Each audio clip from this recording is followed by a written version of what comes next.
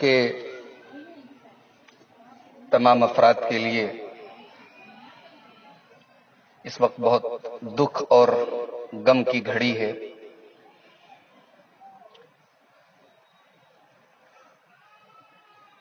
جو صدمہ، جو مصیبت آئی ہے اس کو لفظوں میں بیان نہیں کیا جا سکتا۔ حقیقت یہ ہے کہ ہمیں اللہ تبارک و تعالیٰ نے دنیا میں بنایا ہی اسی لیے ہے کہ ہمیں ایک دن دنیا سے جانا ہے۔ اللہ فرماتا ہے کل نفس ذائقۃ الموت، ہر نفس کو موت کا مزہ چکھنا ہے، ہر جاندار کو مرنا ہے۔ مرنے کے الگ الگ طریقے ہیں، الگ الگ بہانے ہیں۔ کوئی چلتے پھرتے مر جاتا ہے، کوئی بیمار ہو کر بستر پہ تڑپ کے مرتا ہے، کوئی کسی حادثے میں مر جاتا ہے۔ طریقے الگ ہیں، لیکن موت ایک کڑوی حقیقت ہے۔ خاص طور سے جب کوئی کم عمری میں انتقال کرتا ہے، کوئی جوان موت ہوتی ہے تو اس کا افسوس زیادہ ہوتا ہے، اس لیے کہ عموماً ایک مرد یا ایک عورت جب اپنے جوانی کے مرحلے میں ہوتے ہیں، جوانی کے پڑاؤ پر ہوتے ہیں، تو اس وقت کوئی بھی موت کے بارے میں سوچتا بھی نہیں۔ اس وقت بس انسان پلاننگ کرتا ہے، خواب دیکھتا ہے، بہت ساری چیزوں کی آرزو کرتا ہے، بہت سارے سپنے دیکھتا ہے۔ اس عمر میں کوئی موت کے بارے میں سوچتا بھی نہیں۔ لیکن حقیقت یہ ہے کہ یہ ہماری اور آپ کی بھول ہے۔ موت عمر دیکھ کر نہیں آتی۔ اگر موت کا عمر سے کوئی تعلق ہوتا تو بے شمار بچے دنیا میں نہ مرتے، بے شمار جوان مرد عورت نہ مرتے۔ تو موت اپنے آپ میں ایک بہت ہی کڑوی حقیقت ہے، لیکن یہ اللہ تبارک و تعالیٰ کے قانون کا، اس کے سسٹم کا ایک حصہ ہے، اور ہم سب اس سسٹم سے بدے ہوئے ہیں۔ آج انسان ترقی کر چکا ہے، میڈیکل سائنس بہت اونچے مقام پر پہنچ چکی ہے، مگر ہمارے پاس موت کا کوئی علاج نہیں۔ موت انسان کی بے بسی بتاتی ہے، انسان کتنا بے بس ہے، انسان کی اوقات بتاتی ہے موت۔ اللہ تعالی سورہ واقعہ کے اندر نقشہ کھینچتا ہے، فرماتا ہے فلولا اذا بلغت الحلقوم، میرے بندو یاد کرو جب کسی کی روح حلق تک پہنچ جاتی ہے، جب کوئی مرنے کے قریب ہوتا ہے، وَنَحْنُ أَقْرَبُ إِلَيْهِ مِنْكُمْ وَلَكِنْ لَا تُبْصِرُونَ، اور یہ نہ سمجھو کہ ہم اس مرنے والے کو نہیں دیکھ رہے ہیں، تم سے زیادہ ہم قریب ہیں اس مرنے والے سے۔ فَلَوْلَا إِن كُنتُمْ غَيْرَ مَدِينِينَ، اللہ فرماتا ہے میرے بندو اگر تمہارے اوپر کسی کا بس نہیں ہے، کسی کا کنٹرول نہیں ہے، تم آزاد ہو، تمہارا کوئی رب نہیں ہے، تمہارے اوپر کسی کا پاور نہیں ہے، ترجعونہا ان کنتم صادقین، تو تم مرنے والے کو بچا کے دکھا دو، اس کی روح کو جانے سے دکھا دو، اس کی روح کو بچا لو، اس کو مرنے سے بچا لو۔ مگر یہی وہ موقع ہے جہاں انسان بے بس ہو جاتا ہے۔ ایک ایسا ٹائم بھی آتا ہے کہ بڑے بڑے ڈاکٹر بھی کہہ دیتے ہیں کہ اب دوا کی نہیں، اب دعا کی ضرورت ہے۔ ڈاکٹر ہاتھ اٹھا لیتے ہیں، کروڑ پتی ارب پتی لوگوں کی دولت ان کے کام نہیں آتی۔ میری ماؤں بہنوں، اگر انسان صرف اس حقیقت کو سمجھ لے تو انسان کے عمل کی اصلاح ہو جائے، انسان کی حالت سدھر جائے۔ آج ہم جس میت کی تعزیت میں یہاں بیٹھے ہیں، ابھی ظاہر سی بات ہے کہ بہت کم عرصہ گزرا تھا ان کی شادی کو۔ ان کے والدین، ان کی والدہ نے جو شادی کی تھی، کتنے خواب دیکھے تھے ان کے بھائیوں نے، خود اس خاتون نے مگر آج منو مٹی کے نیچے اپنے ہاتھوں سے ہم نے اسے دفن کیا. یہ اللہ کی طرف سے بہت بڑی آزمائش ہے اور ہم سب کے لیے بہت بڑا سبق ہے. ہم سب کے لیے بہت بڑا سبق ہے. قبرستان میں جب ہم جاتے ہیں کسی مردے کو دفناتے ہیں تو ہمیں اپنے انجام پر غور کرنا چاہیے کہ دنیا میں ہمیں یہیں جانا ہے, ہم سب کے ساتھ یہی ہونا ہے. ہمارے رشتہ دار, ہمارے قریبی 2-3 دن ہمارے گھر آئیں گے, ہم سے تعزیت کریں گے, افسوس کا اظہار کریں گے, مرنے والے کی خوبیاں بیان کریں گے. اس کے بعد کہانی ختم ہو جائے گی. اب وہاں قبر میں اور اللہ کے یہاں انسان کے کام نہ اس کے ماں باپ آئیں گے, نہ اس کے رشتہ دار آئیں گے, نہ اس کا پیسہ کام آئے گا, نہ اس کی پراپرٹی کام آئے گی. اس کا عمل, اس کا ایمان, اس کا عقیدہ, اس کی توحید اس کے کام آئے گی. میری معزز ماؤں بہنوں, اس دکھ کی گھڑی میں, اس مصیبت کی گھڑی میں چاہتا ہوں کہ قرآن و حدیث کی روشنی میں کچھ اہم باتیں آپ کو بتاؤں. سب سے پہلی بات تو آپ یہ سمجھ لیں کہ یہ جو مصیبت ہمارے اور آپ کے اوپر, اس گھر کے افراد کے اوپر نازل ہوئی ہے, یہ کوئی تاریخ کی اکلوتی مصیبت اور آزمائش نہیں ہے. اللہ تعالی نے وعدہ کیا ہے کہ ہم آزمائیں گے تمہیں. اللہ قرآن کے دوسرے پارے میں کہتا ہے وَلَنَبْلُوَنَّكُمْ بِشَيْءٍ مِّنَ الْخَوْفِ, ہم تمہیں آزمائیں گے کبھی خوف کے ذریعے, کبھی بھوک کے ذریعے, وَنَقْصٍ مِّنَ الْأَمْوَالِ, کبھی مال کی کمی کے ذریعے, وَالْأَنفُسِ, کبھی جان کی کمی کے ذریعے. کوئی مر جائے گا, کوئی دنیا سے چلا جائے گا, گھر کے خاندان کا ایک فرد کم ہو جائے گا, کسی ماں سے اس کا بیٹا, اس کا بچہ, اس کی بچی جدا ہوگی, کسی بھائی سے اس کی بہن جدا ہوگی. والثمرات, اور کبھی ہم تمہیں پھلوں کی کمی کے ذریعے آزمائیں گے. لیکن اللہ فرماتا ہے وَبَشِّرِ الصَّابِرِينَ, اے نبی آزمائیں گے تو ہم سب کو, لیکن آپ خوشخبری سنا دیجئے, آپ بشارت دے دیجئے صبر کرنے والوں. یہ صبر کرنے والے کون ہیں؟ اللہ نے ان کی ایک پہچان بتائی, الذین اذا اصابتہم مصیبہ, صبر کرنے والے وہ لوگ ہیں جب ان کے اوپر کوئی مصیبت آتی ہے, قالو, تو ان کی زبان سے نکلتا ہے انا للہ و انا الیہ راجعون. آج یہ جملہ ہم سب کو یاد ہے. ہم کسی کے انتقال کی خبر سنتے ہیں, فوراً ہماری زبان سے یہ جملہ نکلتا ہے, ہم نے اسے رٹ لیا, ہم نے اسے یاد کر لیا, انا للہ و انا الیہ راجعون. میرے بھائیوں, میرے بزرگوں, میری ماؤں, میری بہنوں, حقیقت میں یہ انا للہ و انا الیہ راجعون اگر ہم صرف اسی کو سمجھ لیں تو ہماری زندگی بن جائے. یہ انا للہ و انا الیہ راجعون کا مطلب کیا ہے؟ اس کا مطلب یہ ہے انا للہ, ہم اللہ کے ہیں, ہم اللہ کی پراپرٹی ہیں, اللہ کی ملکیت ہیں, اللہ ہمارا مالک ہے.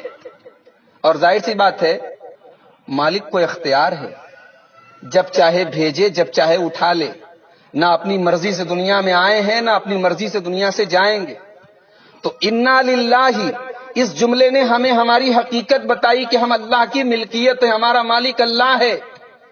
وَإِنَّا إِلَيْهِ راجعون, اور اس جملے نے ہمارا انجام بتایا کہ ہم دنیا میں کچھ بھی کر لیں, اللہ کی چاہے جتنی نافرمانی کر لیں, جتنے حرام کام کر لیں, جتنے گناہ کے کام کر لیں, جانا اس کے پاس ہے, انجام وہی ہے. حساب دینا پڑے گا, اللہ کو منہ دکھانا پڑے گا, اللہ کی بارگاہ میں پیش ہونا پڑے گا. تو انا للہ و انا الیہ راجعون, اس ایک جملے کے اندر ہماری حقیقت بھی بتا دی گئی, ہمارا انجام بھی بتا دیا گیا. اگر اس جملے کو کوئی قاعدے سے پڑھے, اس کو سمجھے, تو اللہ تعالیٰ کہتا اولئک علیہم صلوات من ربہم ورحمہ. اس جملے کو جو پڑھ لے, اللہ کہتا اس کے اوپر رحمت نازل ہوگی. صلوات کس کو بولتے ہیں؟ اللہ کی رحمت, خاص رحمت. اس لیے ہم اللہ کے نبی پر جو درود پڑھتے ہیں, درود کو بھی صلوات کہتے ہیں. یعنی صبر اتنی بڑی دولت ہے, صبر اتنی بڑی چیز ہے کہ صبر کرنے والے پر اللہ کی خاص رحمت اترتی ہے, صلوات اترتی ہے, ورحمہ, اور رحمت اترتی ہے. وَأُولَئِكَ هُمُ الْمُهْتَدُونَ, اور یہی لوگ ہدایت پر ہیں. میری ماؤں بہنوں, اللہ تعالی مومن کو آزماتا ہے. مومن یہ سمجھتا ہے کہ یہ آزمائش کی گھڑی، یہ مصیبت کی گھڑی ہمارے لیے پریشانی لے کر آئی ہے. حقیقت میں اس مصیبت میں، اس آزمائش میں بھی کوئی خیر ہوتا ہے. میں آپ کو ایک مثال دینا چاہتا ہوں. آپ جانتی ہیں مکہ سے مدینہ سب سے پہلا پریوار جس نے مکہ سے مدینہ ہجرت کیا وہ حضرت ام سلمہ کا پریوار تھا. حضرت ام سلمہ، ان کے شوہر ابو سلمہ اور ان کا بچہ سلمہ، یہ پہلی فیملی تھی جو مکہ سے مدینہ ہجرت کرنے گئی تھی. اور بڑی قربانی کے بعد ہجرت کرنے گئی تھی. اور حضرت ابو سلمہ اپنی بیوی ام سلمہ سے بڑی محبت کرتے تھے. حضرت ام سلمہ کہتی ہیں کہ جب میرے شوہر کا انتقال ہوا تو مجھے اللہ کے نبی نے ایک دعا سکھائی تھی، وہ مجھے دعا یاد تھی. اللہ کے نبی نے کیا دعا سکھائی تھی کہ جب کسی کے اوپر کوئی مصیبت آئے تو یہ دعا پڑھے. کون سی دعا؟ اللہم انا للہ و انا الیہ راجعون اللہم اجرنی فی مصیبتی واخلف لی خیرا منہا. انا للہ و انا الیہ راجعون تو سب لوگ پڑھتے ہیں. اس کے بعد اتنا جملہ بڑھا لیا جائے، اللہم اجرنی فی مصیبتی، اے اللہ میری مصیبت میں مجھے اجر عطا فرما، مجھے ثواب عطا فرما، واخلف لی خیرا منہا، اور مجھے اس مصیبت کے بدلے اس کا بہتر بدلہ عطا فرما. تو اللہ کے نبی فرماتے ہیں کہ اگر کوئی یہ دعا پڑھ لے تو اللہ تعالیٰ اس مصیبت کا بہترین بدلہ اس کو دیتا ہے. ام سلمہ کہتی ہیں جب میرے شوہر کا انتقال ہوا تو میں نے سوچا، میرے دماغ میں بات آئی کہ میرے شوہر سے زیادہ محبت کرنے والا، چاہنے والا، خیال رکھنے والا، ضرورتیں پوری کرنے والا شوہر کہاں ملے گا. لیکن چونکہ اللہ کے نبی نے یہ دعا سکھائی تھی، میں نے دعا پڑھ لی. یہ دعا میں نے پڑھ لی. اور حضرت ام سلمہ کہتی ہیں کہ اللہ نے میری دعا قبول کی. اللہ نے میری دعا قبول کی اور میرے شوہر سے بہتر شوہر مجھے ملے. اللہ کے پیارے نبی صلی اللہ علیہ وسلم سے حضرت ام سلمہ کا نکاح ہوا.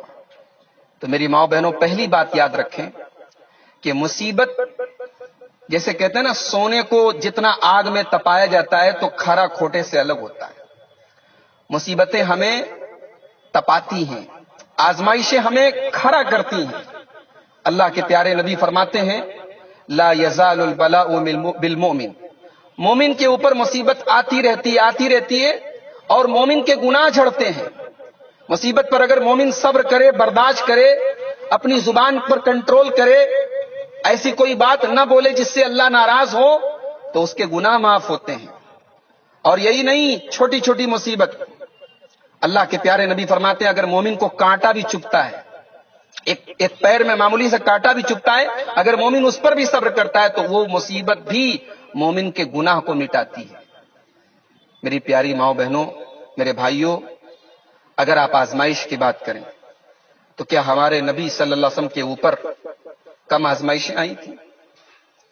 ہمارے نبی کی پوری زندگی آپ اٹھا کے دیکھیں، آزمائشوں سے بھری ہے. پیدا ہوئے باپ کا سایہ نہیں ہے. 6 سال کی عمر میں ماں کا انتقال، 12 سال کی عمر میں دادا کا انتقال. یتیمی کی زندگی گزاری ہے محمد الرسول اللہ صلی اللہ علیہ وسلم نے. اور جب 25 سال کی عمر میں شادی ہوئی حضرت خدیجہ سے، ایک چاہنے والی، خیال رکھنے والی، قربانی دینے والی، سکھ دکھ میں کام آنے والی بیوی کا سہارا ملا. تو ایک دن ایسا بھی آتا ہے کہ وہ بیوی بھی ساتھ چھوڑ کے چلی جاتی ہے. اور اتفاق دیکھیے کہ جس سال اللہ کے نبی صلی اللہ علیہ وسلم کی بیوی حضرت خدیجہ کا انتقال ہوتا ہے، اسی سال آپ کے چچا ابو طالب کا بھی انتقال ہوتا ہے.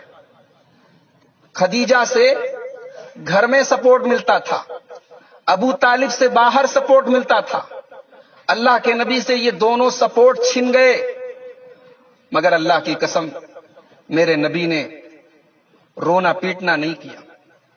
آنسو بہے ہوں گے ضرور میرے نبی کو، غم اور صدمہ ضرور ہوا میرے نبی کو، مگر میرے نبی صلی اللہ علیہ وسلم نے اپنی زبان مبارک سے कभी भी रोना पीटना नहीं किया।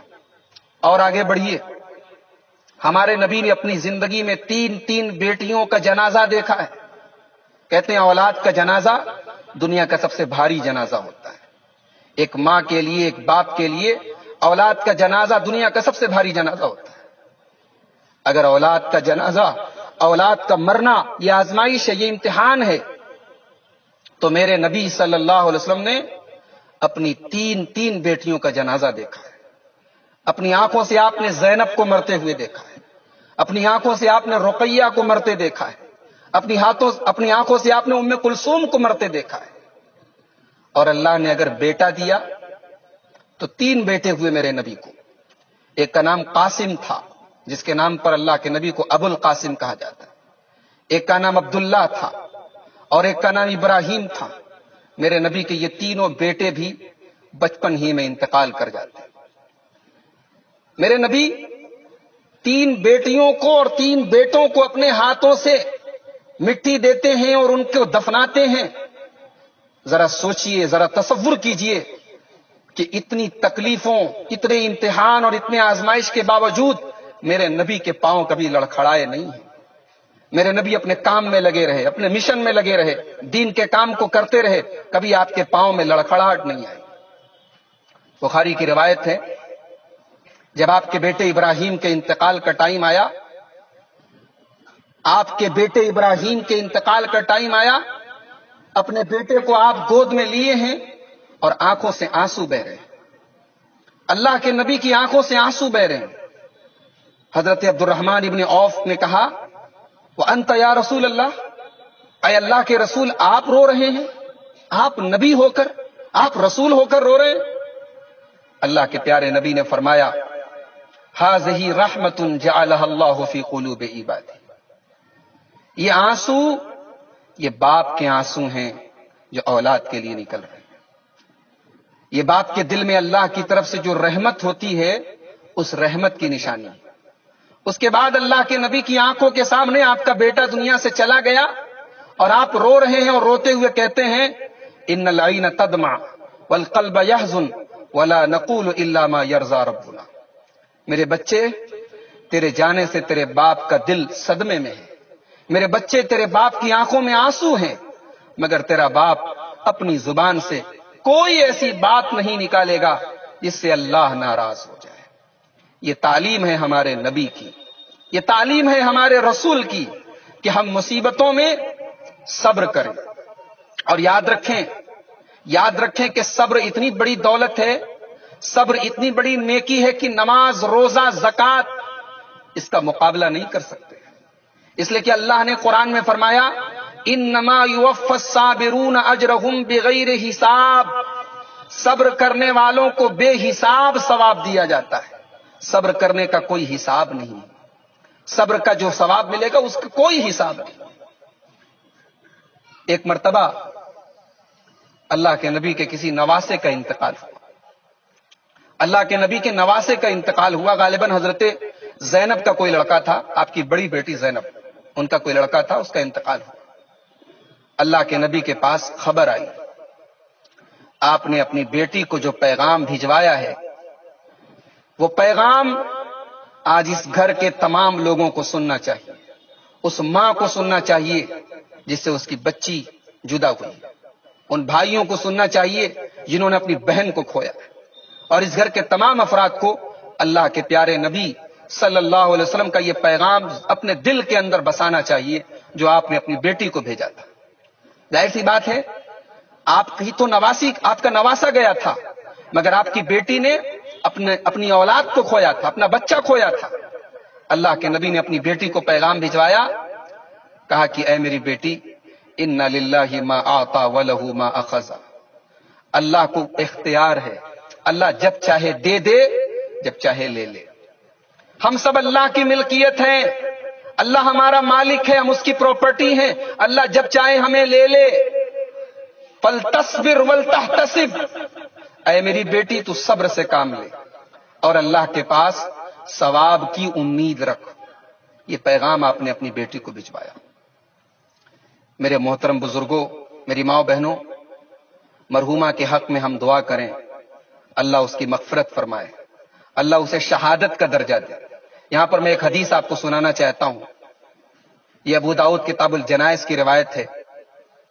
اللہ کے نبی اپنے ایک صحابی حضرت عبداللہ ابن ثابت، صحابی کا نام ہے عبداللہ ابن ثابت، وہ بیمار تھے، اللہ کے نبی ان کو دیکھنے کے لیے گئے۔ جب آپ وہاں گئے تو آپ نے دیکھا کہ ان کی موت کا ٹائم آ گیا ہے، عبداللہ ابن ثابت بالکل مرنے والے ہیں۔ تو آپ نے کہا کہ اے عبداللہ، اب ہم تمہیں بچا نہیں پائیں گے، اب تم ہم سے دور ہونے والے ہو۔ اللہ کے نبی نے اعلان کیا، اظہار کیا کہ اے عبداللہ، تم ہم سے جدا ہونے والے ہو۔ عورتوں کے رونے کی آواز آنے لگی گھر کے اندر سے۔ تو کسی نے کہا کہ اے اللہ کے نبی، عورتیں بہت چلا رہی ہیں، رو رہی ہیں۔ تو اللہ کے نبی نے فرمایا انہیں رونے دو، انہیں رونے دو، ان کا حق ہے۔ فَإِذَا وَجَبَ، لیکن جب ان کا انتقال ہو جائے فَلَا تَبْكَيَنَّ بَاقِيَةٌ، اس کے بعد کوئی نہ روئے۔ اس سے ایک بات یہ پتا چلی کہ مرنے کے بعد عورتوں کا چلا چلا کے آواز کے ساتھ مرنے والے کا نام لے کر کے رونا، جیسا کہ ہمارے ہاں رواج ہے، یہ غلط ہے، یہ غلط ہے، شریعت کے خلاف ہے، اور اس سے مرنے والے کی روح کو تکلیف ہوتی۔ ہمارے یہاں بہت ساری عورتیں اس کا خیال نہیں رکھتی۔ غم ہے، افسوس ہے، آپ رو سکتی ہیں، آنسو بہا سکتی ہیں، مگر زبان سے چلانا، نام لے لے کے بولنا، اس کو عربی میں، شریعت میں اس کو نوحہ کہا گیا ہے، اور نوحہ حرام ہے۔ اللہ کے نبی نے فرمایا کہ اگر نوحہ کرنے والی عورت بغیر توبہ کیے مر جائے تو قیامت کے دن اسے زبردست عذاب ہوگا، اسے ایسا کپڑا پہنایا جائے گا جس سے اس کے پورے بدن میں کھجلی ہوگی، خارش ہوگی۔ اللہ ہم سب کی حفاظت فرمائے۔ تو آپ نے کہا کہ عورتوں کو رونے دو، جب یہ مر جائیں تو اس کے بعد کوئی عورت نہ روئے۔ تھوڑی دیر کے بعد حضرت عبداللہ کا انتقال ہو گیا۔ جب حضرت عبداللہ کا انتقال ہو گیا تو ان کی ایک لڑکی آگے بڑھی، اور لڑکی نے اپنے باپ کی لاش کی طرف دیکھ کے کہا کہ اے ابا جان، مجھے امید ہے کہ آپ اللہ کی راہ میں شہید ہوں گے، اس لیے کہ آپ نے اللہ کی راہ میں جہاد کی تیاری ہو رہی تھی، آپ سارا سامان وغیرہ لے آئے تھے سفر کرنے کے لیے، آپ کو شہادت کا ثواب ملے گا۔ اللہ کے نبی نے فرمایا انہوں نے جیسی نیت کی ہوگی ویسا ثواب ان کو ملے گا۔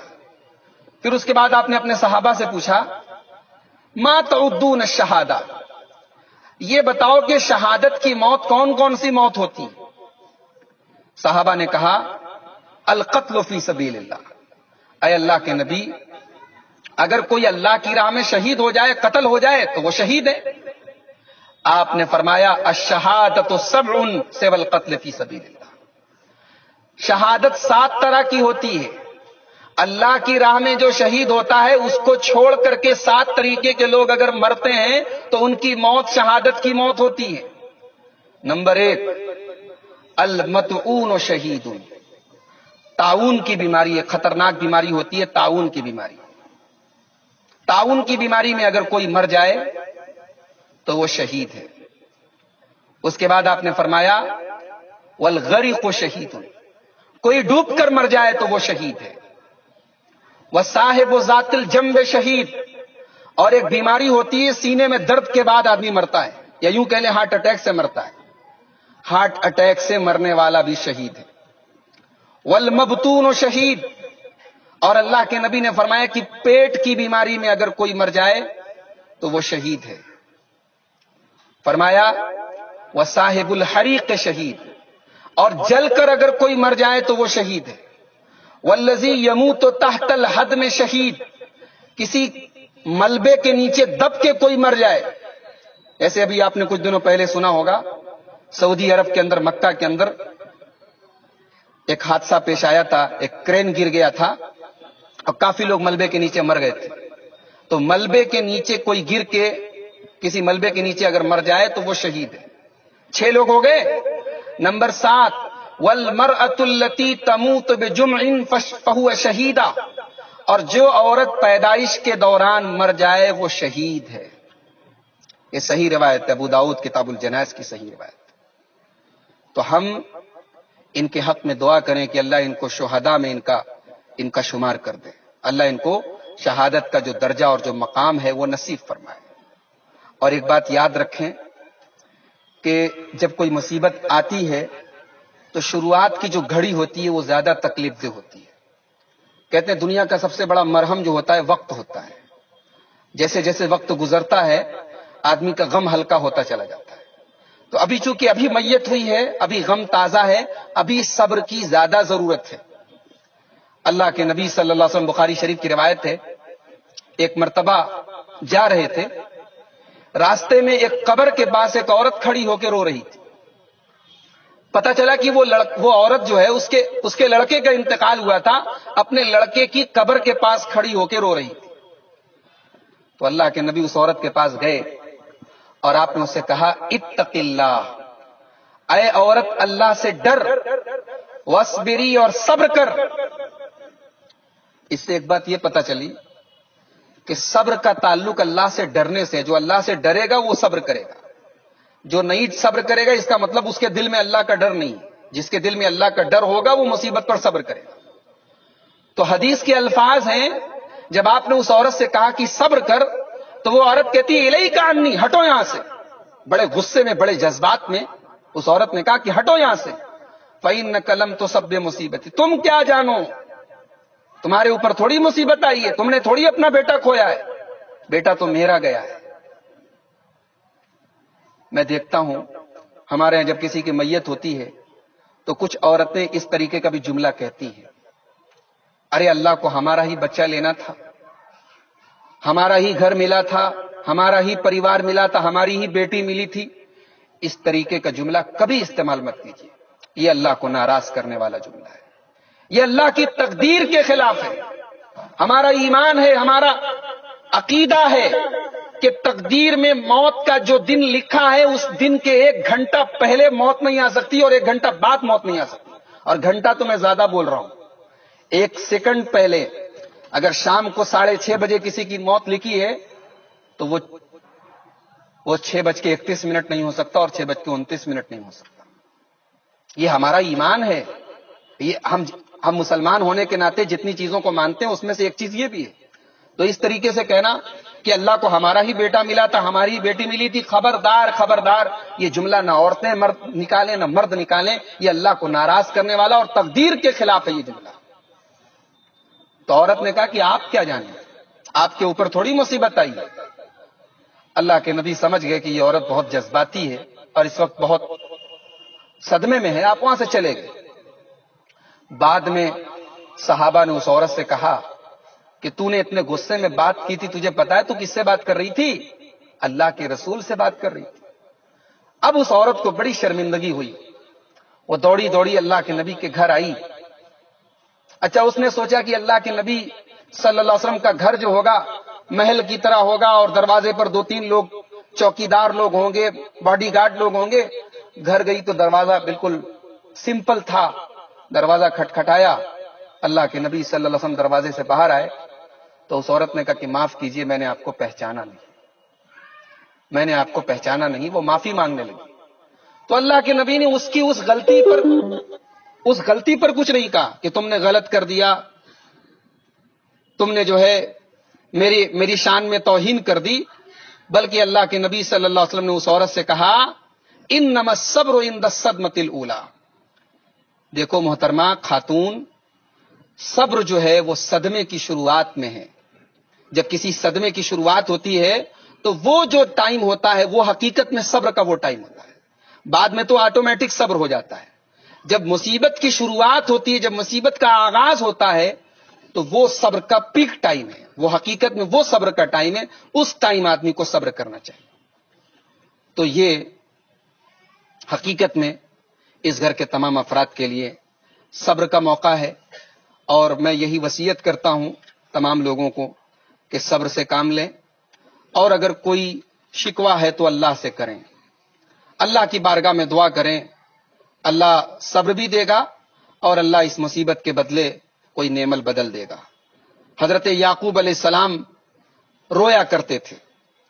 ان کا بیٹا یوسف بچپن میں بھائیوں کی سازش کی وجہ سے باپ سے دور ہو گیا, تو حضرت یعقوب رویا کرتے تھے. روتے روتے اندھے ہو گئے, آنکھوں کی بینائی چلی گئی, بوڑھے ہو گئے, بال پک گئے. ایک دن یوسف کا نام لینے لگے تو گھر والوں نے کہا کہ ارے کتنا یوسف کا نام لیں گے, یوسف کو یاد کرتے کرتے آپ مر جائیں گے. تو حضرت یعقوب نے اس موقع پر کہا تھا, انما اشکو بسی و حزنی الی اللہ, کہ میں اپنا غم, اپنی تکلیف اللہ کے سامنے پیش کروں, تمہارے سامنے نہیں پیش کروں. اور ظاہر سی بات ہے کہ موت وغیرہ اللہ کی طرف سے ہے. ہم دنیا میں کسی کے سامنے اگر اس کا اظہار بھی کریں گے تو کوئی فائدہ نہیں. حیات اور موت کا مالک اللہ ہے, زندگی اور موت کا مالک اللہ ہے. تو اس دکھ کی گھڑی میں اگر ہمارا کوئی شکوہ ہے, ہمارے دل کا کوئی غبار ہے, تو وہ دعا کی شکل میں اللہ کی بارگاہ میں نکلنا چاہیے. ہمیں اللہ سے دعا کرنا چاہیے. اور آپ یہ بھی سوچیں کہ یہ جو میت ہوئی ہے اس میں بھی کوئی خیر کا پہلو ہے. آپ اگر سوچئے کہ اگر ان کے چھوٹے چھوٹے بچے ہوتے تو وہ بھی ایک بہت بڑی آزمائش اور امتحان ہوتے ان بچوں کے لیے. ان کی ماں چلی جاتی. تو موت کا تو بہرحال ایک وقت مقرر ہے, اور ہر وہ عورت جو اس مرحلے سے گزرتی ہے حقیقت میں وہ موت کا ایک پڑاؤ پار کر کے گزرتی ہے. یہ موت کا ہی ایک امتحان ہوتا ہے جس سے ہر ماں کو, ہر عورت کو گزرنا ہوتا ہے. اللہ تعالیٰ نے ان کی موت کو اسی طریقے سے لکھا تھا. ہمیں اس موت کے اندر بھی اللہ کی ذات سے خیر کی امید رکھنی چاہیے. آخر میں دعا کروں گا کہ اللہ تعالیٰ ان کی مغفرت فرمائے, ان کو شہادت کا, جیسا کہ صحیح حدیث میں جو بتایا گیا ہے کہ اگر عورت کی اس طریقے سے موت ہو جائے تو وہ شہادت کی موت ہوتی ہے.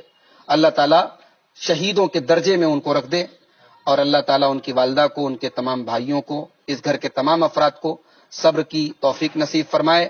اللہ تعالیٰ اس مصیبت پر جو صبر کرے, اس گھر کے لوگ اس صبر کو آخرت میں نجات کا ذریعہ بنا دے. اللہ تعالیٰ ہمیں ہر مصیبت پر قرآن اور حدیث کے مطابق صبر کرنے کی توفیق عطا فرمائے, اپنی زبان کی حفاظت کی توفیق عطا فرمائے.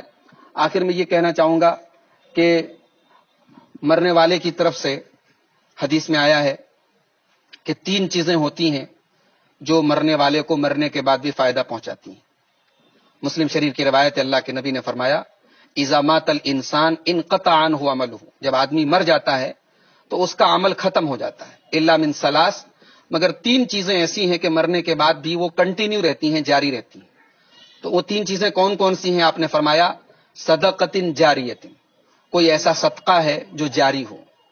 مان لیجئے کہ کوئی مسجد بن رہی ہے, اس کے تعمیر میں حصہ لے لیا, کسی مدرسے کی تعمیر میں حصہ لے لیا, کوئی بھی ایسی چیز جو برابر جاری رہے, تو مرنے والے کے حق میں ہم وہ چیز صدقہ کر سکتے ہیں.